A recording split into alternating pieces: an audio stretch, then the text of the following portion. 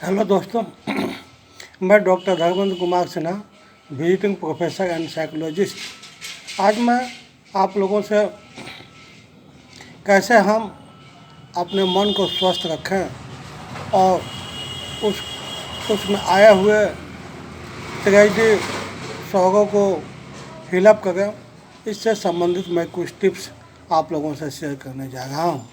मित्रों, बात जब अपनी या अपनों की हो तो हम कोई कसर नहीं छोड़ते, पर कई बार हम चाह कर भी सब कुछ नहीं कर पाते हैं।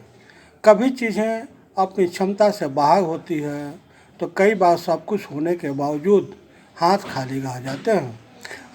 आप दुखी होते हैं, दूसरों को कोसते हैं, खुद को दोष देते रहते हैं, पर इससे दुख तो कम नहीं होता।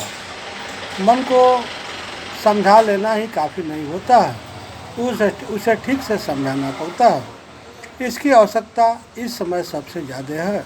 महामारी के इस दौर में दुनिया भर में एक साथ बहुत सारे लोग दुख और शोक में डूबे हुए हैं। कई सारे काश लोगों के जेहन में कुंडली जमाए बैठे हैं। कुछ संसाधनों के कारण विवश थे तो कुछ को प्यार और सहयोग से ही भरोसा उठ गया है। कुछ जो हुआ उसे स्वीकार नहीं कर पा रहे हैं तो कुछ को अपने आगे की चिंता सता रही है। ऐसा नहीं है कि हमारी ज़िंदगी में दुख और तनाव पहली बार आए हैं। जब बुरी घटनाएं लंबे समय तक दिमाग में दर्ज हो जाती है तो उनका अंदर असर हमारे पुराने तरीकों और मूल्यों पर चोट करता है, तो वह ट्रॉमा बन जाता है।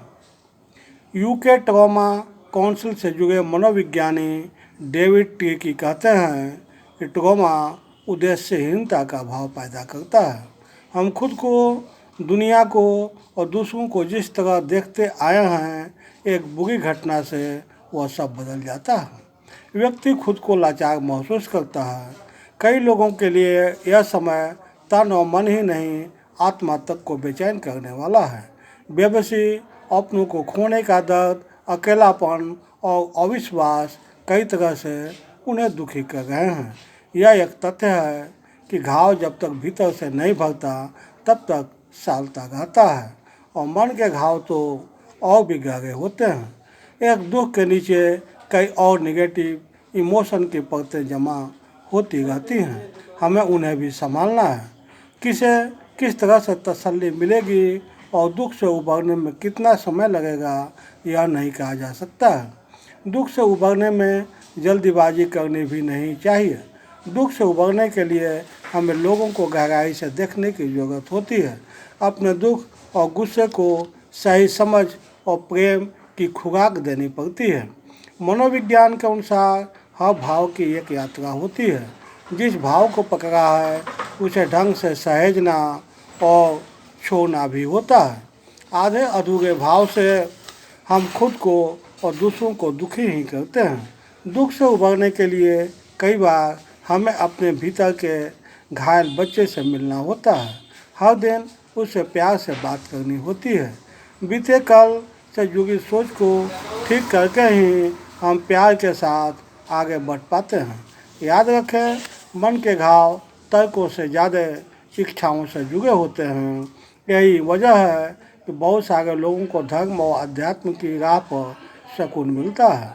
कृतज्ञता, सहयोग, दूसरों के लिए बड़प्पन और माफ़ी जैसी कदम उन्हें उभरने में मदद करता है। वहीं बहुत सारे लोग हैं जिन्हें संगीत सुनना या कुछ लिखना पढ़ना अच्छा लग सकता है। पेंटिंग, घूमना फिरना, नया सीखना या फिर अपने आज और आने वाले कल की बेहतरी के काम करना उन्हें राहत दे सकता है।